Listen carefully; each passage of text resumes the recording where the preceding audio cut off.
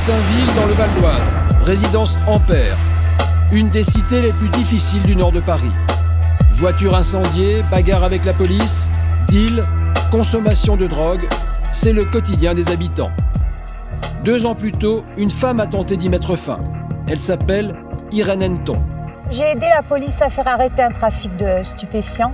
Et suite à 2 graves bavures policières, notre vie a été mise en danger. Donc nous avons dû fuir comme des chiens, comme des voleurs, comme si c'était nous les coupables. Irène habitait au cœur de la cité. Il y a 2 ans, elle dénonce les trafiquants du quartier. Mais elle est repérée par les dealers. Elle devra fuir. Quand tu donnes quelqu'un, bah, ça se passe jamais bien. Ça se passe jamais bien.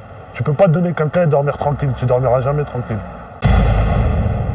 Tout commence en 2006. Irène vit depuis 15 ans dans la cité. Elle l'a vu se dégrader avec le temps. En bas de son immeuble, un groupe de jeunes s'est installé. Ils sont bruyants, surtout la nuit. Il y en avait qui avaient bu et qui s'insultaient de tous les noms. Et en plus, ils mettaient la musique à fond. On ne pouvait plus dormir. Mon mari dormait une demi-heure par nuit. Il y avait une voiture qui s'arrêtait, il leur donnait une barrette de shit, il y avait de l'argent qui venait par derrière, quoi.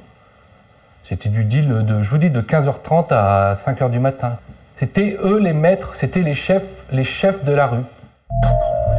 Irène et son mari en parlent avec leurs voisins, mais dans la cité, c'est la loi du silence. Je commençais à en avoir marre, ça faisait du bruit, tout le monde en avait marre de toute façon, mais personne ne disait rien. Toutes les nationalités, c'est pareil, ils préféraient se taire. Ne rien entendre, ne rien voir, ne rien dire. Ils savaient, non, ils voulaient surtout rien dire, c'était parce que leur petite voiture, fallait pas l'abîmer surtout. Moi, du moment qu'ils proposent pas les gosses, je m'en fous. C'est plutôt chacun sa loi, chacun se démerde. Irène va prendre les choses en main. Elle décide de porter plainte au commissariat pour tapage nocturne. À force de supporter et de partir au travail les yeux cernés parce qu'on ne pouvait pas dormir la nuit, j'ai décidé de déposer plainte le 18 juillet 2006 pour tapage contre X. Et j'ai proposé à l'époque à la police de les aider en leur fournissant les numéros d'immatriculation, l'identité de certaines personnes que je connaissais de vue. Irène devient informatrice. Pendant tout l'été, elle va noter de sa fenêtre les faits et gestes du groupe de jeunes. Moi, je voyais tout. Je voyais tout de la fenêtre de ma salle de bain. J'ai agi en toute discrétion. Je n'allais pas chanter sur les toits. En plus, je suis très connue à Goussainville. Elle habitait vers là. Vous voyez, ça donnait à cette fenêtre-là. On était assis là. Et puis elle voyait tout par là, quoi. Et nous, on la voyait pas. C'est une balance. Quand c'était pas Irène qui notait, c'était moi qui notais sur une feuille de papier. Après, Irène, c'est vrai qu'elle téléphonait après au commissariat pour donner les immatriculations. On a dénoncé, mais on a fait ça intelligemment, puisqu'on faisait ça par téléphone. Un soir, Irène arrive même à repérer la planque des dealers. Et là, j'ai vu où ils planquaient leur cannabis. Elle appelle la police, l'information est capitale. Le soir même, la brigade anticriminalité décide d'intervenir. Le groupe de jeunes est arrêté. On les embarque. Et là, bien entendu, dans la rue, c'est l'effervescence. Moi, j'étais contente, parce que je me disais, ça y est, c'est fini, on est tranquille. 2 heures après, il était 22h30 à peu près, on vient toquer à ma porte, et là se présente devant moi un homme de la BAC. Irène doit rejoindre immédiatement le commissariat pour être entendue. Mais la police fait l'erreur de venir la chercher dans une voiture estampillée police. Quand j'ai vu à la fenêtre que c'était une voiture sérigraphiée, j'ai dit ça y est, là c'est la merde. Ça va être la merde. Je crois même que j'ai même dit à ma fille, j'ai dit ça va être la merde. Ils sont venus la chercher devant nous. Elle est montée, elle est allée au commissariat, et voilà, ça s'est passé comme ça. Irène, elle aussi, a compris. Elle sait qu'elle est identifiée par les jeunes de la cité. Croyez-moi, j'avais la trouille parce que je me suis dit, de toute façon, ma petite fille, quand tu vas rentrer chez toi, tout le monde va être là pour bien regarder et bien t'identifier. De toute façon, le type qui m'auditionnait savait très bien qu'il avait fait une grosse connerie. Il savait très bien, il s'en doutait. Irène rentre chez elle au cœur de la nuit. Et le lendemain, une nouvelle audition va aggraver la situation. On entre dans le hall du commissariat de police et là se trouvent les parents des dealers les amis des dealers. Et comme tout le monde savait déjà que c'était moi, je me suis cachée dans une pièce tellement j'ai eu peur. Et je vais même vous dire, j'ai presque fait pipi sur moi parce que j'ai eu la trouille de ma vie. Parce que je me disais, si j'étais pas dans un commissariat de police, c'est sûr, ils m'auraient tuée. À partir de ce moment-là, Irène va subir la haine de la cité. Et quand on est sorti du commissariat de police, il y a 2 jeunes un peu plus loin du commissariat qui nous ont interpellés, qui m'ont dit « t'es grillé à mort ». Tout le long de la route, jusqu'à la cité Ampère, il y avait des voitures qui se croisaient. On me faisait ça, on me criait « balance ». Tué, t'es grillé à mort. Tout ce que j'ai pu entendre, vous ne pouvez pas vous imaginer. On a compris que c'était elle qui avait donné, quoi. On a fait quoi? Soit on recevait des pierres ou des bâtons. Parce que je me rappelle à l'époque, on jetait des bâtons et ça les plantait dedans. Ça sonnait, ça voulait monter casser la porte. C'est parce qu'elle n'a pas parlé. Pourquoi elle parle? Si elle n'est pas contente, elle déménage. Ça ne la concerne pas, ça, normalement. Je sais pas, moi, les habitants, ça ne les concerne pas, ça. C'est parce que quelque chose en bas de la rue, ça se passe pas dans le bâtiment. À partir du moment où on respecte, on ne s'est pas mis dans le bâtiment. C'est sur le côté. On va dire pour ses enfants, mais ses enfants, ils allaient dans le même collège que nous, c'est la guerre.